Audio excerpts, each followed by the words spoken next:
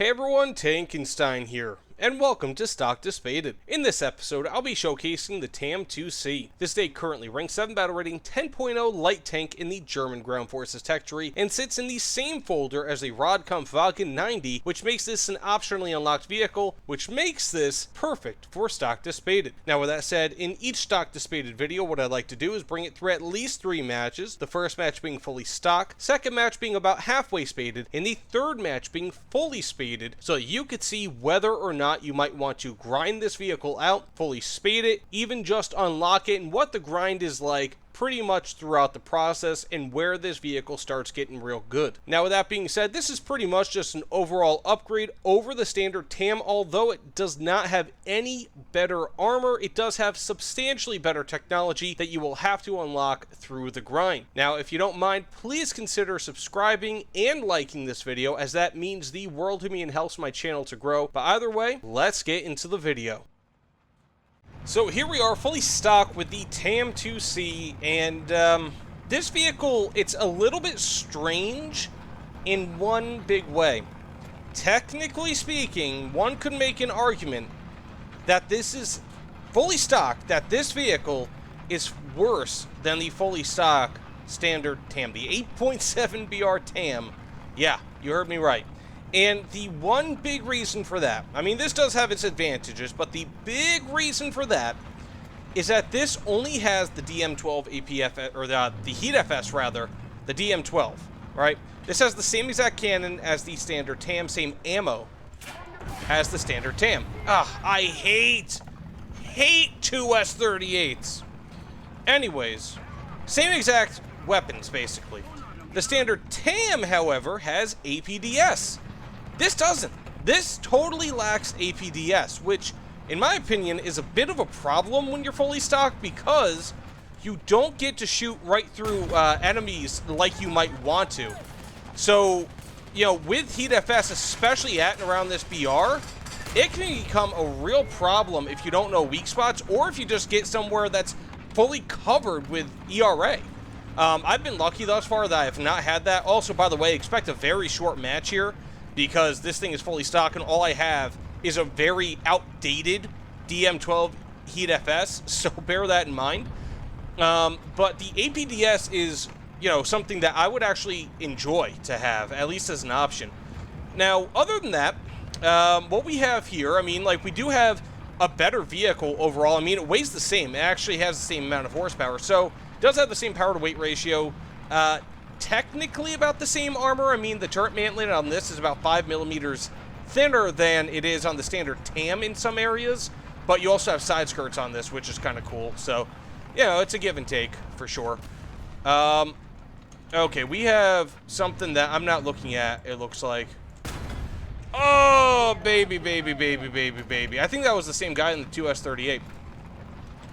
But in all, you know, I mean, this thing does have better gunner's optics. It does have a slightly different commander's optic, even though the commander's optic is technically, I think it's got the same amount of zoom, oddly enough. So, I mean, again, there's some give and take here. Now, this thing starts getting way better once you actually get this thing fully or even partially spaded. And the reason being is because you get the, I think, what is it, DM23 or DM33 APF SDS, which has like 400 millimeters of armor pen, and then you get the DM, I think, 63, but it's a 105 millimeter, and at that point you have something like 430 millimeters of APF, or of armor pen.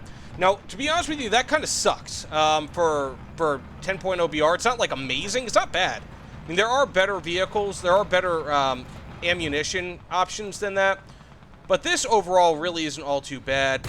I was hoping to get that cannon breach. I'm not. I'm alive. Whoa, buddy. Okay, time to hit that cannon. Got the cannon. I don't know how I just survived that, but I did. So, I mean, overall, you have some, you know, some definite pros and cons here.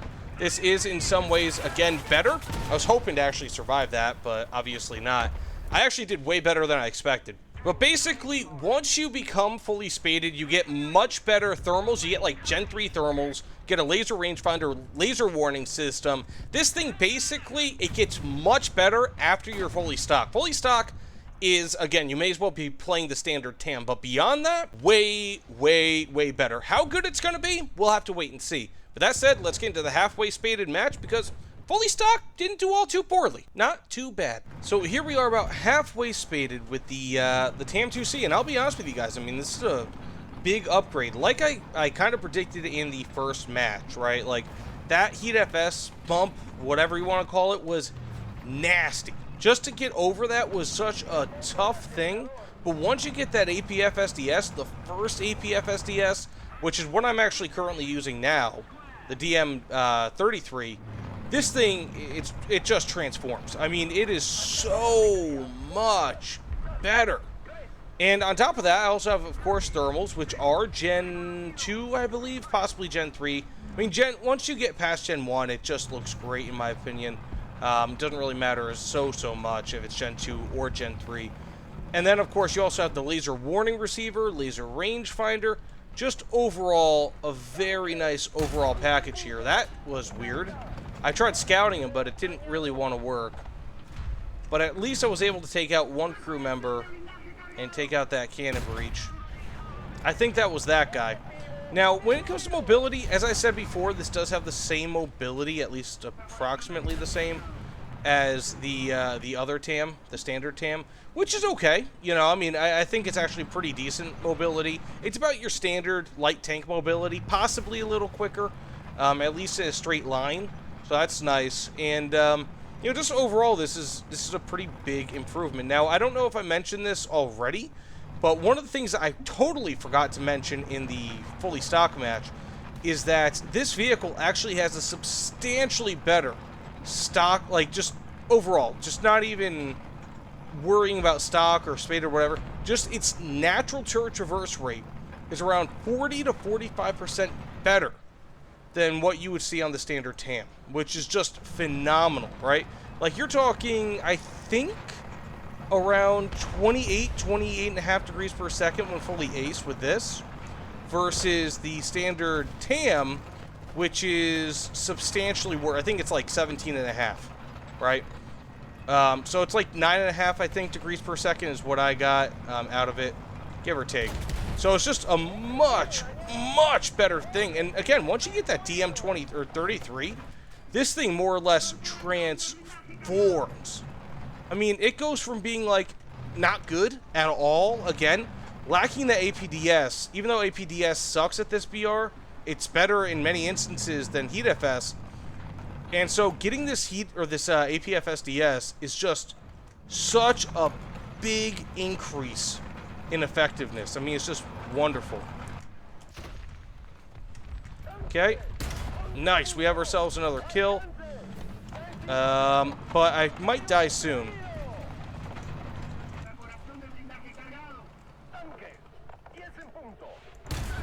Didn't really want to shoot too much over.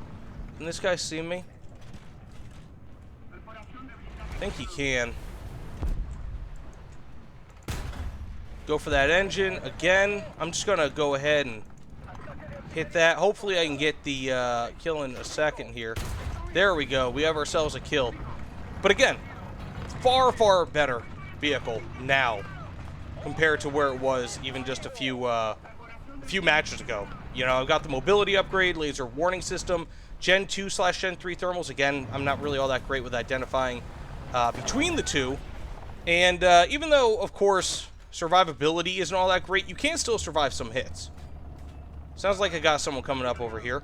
Scouted him, so that's always good for something. And then I died from a BGM. So that said, let's get into the next match. I mean, overall, very impressed with this thing. And again, I mean, I could tell you 100%, thus far, the TAM 2C has become one of my favorite light tanks at and around this BR. Again, fully stock, awful grind. You have to get that APF SDS almost before you get repair parts and the fire extinguishers. But once you get that APF SDS, this thing transforms, and then doubly so once you get those thermals, and even more so once you get the laser rangefinder / laser warning receiver. It becomes really good. But that DM63 or the whatever, yeah, the DM63, that is where it's going to really start getting crazy, because that is going to have better post-pen damage. It weighs quite a bit more, and it also has slightly better armor pen. So that said, let's get into the fully spaded match. So here we are, fully spaded with the TAM 2C, and I'll be honest with you guys, I am more impressed with this vehicle than I expected, and that's because there are several facets of this vehicle that, in my opinion, have outperformed a bit, including its thermals. Like, the thermals are better than I had expected, right? Like, of course, you expect the thermals to be good, but these Gen 3 thermals have just been fantastic. Or Gen 2, Gen 3, whatever they are, right? Cannon breach! Yes, sir! Oh, baby, baby, baby. Is he there? Nah, he's not there. Anyways, let's keep on moving up. I got worries that the, that 2S or whatever the heck, 2S38 is going to be right there. They always have backups, don't they? But as you can see, I mean, for the most part, this has been a very effective, might be a good way to put it, very effective vehicle. That's really not going to take... Oh, okay, I guess that was just one of the pedals, so to speak. Oh, I should be able to see right through it, right? There we go. We got a commander hit. Man, all this smoke is getting smoky. I think he's over here to my left, doing something. Oh, yep, he's dying. Okay, anyways, so back to this vehicle. This vehicle has been fantastic. The TAM 2C DM63 has been doing much better than I had anticipated. Like, way, way, way better than I expected it to do. Like, that extra 30 millimeters of armor pen, yeah, it's good, don't get me wrong, but that's not really where it shines. It shines in that post-pen damage. It has been a powerhouse, and then some. I mean, again, genuinely very surprised. I gotten 5 kills in like a minute and a half here. Minute? 2 minutes? Something like that? I don't know. But also the mobility, because without that mobility, I wouldn't be able to flank like I'm doing right now, which has been also amazing. I mean, like, seriously, I'm going to probably die right here, by the way. Hopefully not. But everything about this vehicle has really combined to make it an absolute powerhouse. I mean, of course, it doesn't have any armor, but it has been a powerhouse. Let's go ahead and respawn. Okay, now that we're a few meters away from the actual battle, let's just kind of go over what I really like about this. Again, got great mobility. It's around a 24 horsepower per ton power to weight ratio, which is by no means amazing, but it is definitely very effective, you know? I didn't think I was actually going to be able to shoot through whatever that thing was. But it's got a very nice power-to-weight ratio. It definitely feels a bit better than what one might expect, I feel, for a 24-to-1 horsepower per ton vehicle to have. Now, it's not necessarily going to be faster than, like, the faster MBTs, for example. A lot of the time, I will kind of just keep up with M1 Abrams, things like that. However, it's still pretty good in general. Other than that, I mean, it's got, again, a great cannon. Now, I might be like, well, the DM63 is this, that, and whatever. The thing is, it still has 430 millimeters of armor pen. For a 105 millimeter cannon, that's really good. And more so for the fact that it actually has, again, really nice post-pen damage. So it's got a lot of armor pen for this VR, and also you get into down tiers, I'd say with some relatively enough, right? Like, not a lot, but also not, like, a bad amount, right? What the fudge? So, before I forget, I actually got a nuke on that last match. I got a nuke, but as soon as I started to spawn into it, the map ended. The match ended because they capped our base, and we lost. I guess you have to take stuff like that, like, in stride. It's one thing if you get shot down by an allied player, you know, because they're just a jerk and you have the nuke. But it's another thing entirely, and it's kind of funny if it's like, oh, I got the nuke, and then it's like, oh, I didn't get the nuke, you know, and thankfully I've already had a nuke before, so it is what it is. But that being said, let's just kind of go over some of the final things about this vehicle. Now, just to kind of summarize its strengths, again, I think the DM63 on this is fantastic, especially considering it's a 105mm cannon. Man, don't you love it, letting people know that people are here? He's just firing machine guns. Oh, look at this, your typical... Oh, yeah! Oh, I love this. Oh my goodness gracious. What is even going on? That's just great teamwork. Thank you so much. At least I got an assist. Anyways, so when it comes to it, this thing has great armor pen. It's got a great cannon. It's got very good turret traverse rate. Not amazing, but good. It's got very good mobility. Again, not amazing, but good. It will keep up with M1 Abrams for the most part, despite being a little bit worse in that department. Again, insofar as power-to-weight ratio is concerned. And just overall, it's a very good flanker, scouter, that sort of thing.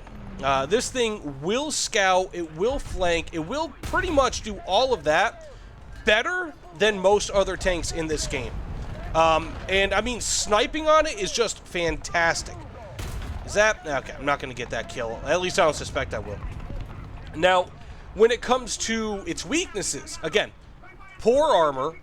It's not going to survive even, like, autocannons from the front. Like, even weaker autocannons, it's not going to survive.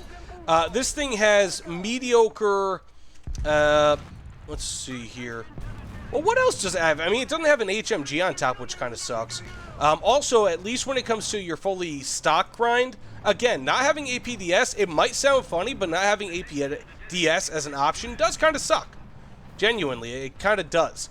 So, I mean, there's plenty of pros and cons with this. It's not the fastest light tank. I mean, I would hope a light tank would be a touch quicker than this. But again, I mean, it's not bad. Like, you can just team this up with the Rodcom Falcon 90, which is what I did in the last match to get myself that the nuke. And, I mean, it's just such a great flanker combo, you know? Oh, I mean, occasionally you will stop autocannons from the front. I hate 2 S-38s, by the way. They have become my bane. But regardless, I mean, not bad. 5 assists, 1 kill. It's kind of like the inverse of what we did last match. Still doing very well. So, I mean, overall, I've been very impressed with this thing. So, do I recommend it? Yeah, 100%. This thing, the TAM2C, is better at 10.0 BR than I think the TAM is at 8.7. This is a really, really good vehicle. It's just an overall nice upgrade. And if you like the way that the TAM plays, the TAM2C, you're going to like it even more. It's just such a great, great mix of pretty much everything that you could want in a light tank. And it just does it well. It's like a light tanker's light tank, you know? For lack of a better way of saying it. I'm going to get myself a double assist here. I love it. So, by the way, if you guys didn't know, damaging somebody and then scouting them, or scouting them and whichever one, right? If you do both, you get a double assist, which is why I have 5 assists now, without having as many interactions with the enemy, which is a really nice way to get yourself extra points. But the thing is, with scouting assists, I don't believe they actually count as an assist outside of, like, just showing up right here. So, it is what it is. It's like an intelligence assist. It's the lowest form of assist, but it still gets you nice points, and also, of course, helps you spawn in CAS. But again, this thing, especially with its Gen 2, Gen 3 thermals, is just ridiculous with its assists. Like, I mean, the amount of assists that I get with this thing, because I know where enemies are at a distance, it's just fantastic. So yes, 100% fully recommend it. This has easily become one of my favorite light tanks in the entire game. I am genuinely surprised by how much I love the TAM2. So yeah, or TAM2C more specifically. I like this more than I like the TAM2 IP even. Considering the difference in BR, I consider this to be a better vehicle at this BR than the TAM2 IP at its own BR. It just really does everything that you could want and then some. So yeah, go ahead, grind this thing out, fully spade it. It's been one of the most pleasant spading grinds I've ever had in my time in War Thunder. So That said, barring any further action here, thank you all so much for watching. If you don't mind, please consider liking, commenting, subscribing. Again, thank you all so much, but whether you get 7 assists in a match or 7 kills in a match, this thing has the ability to do it all. But either way, thanks again. I'll see you all on the other side. Take care, everyone.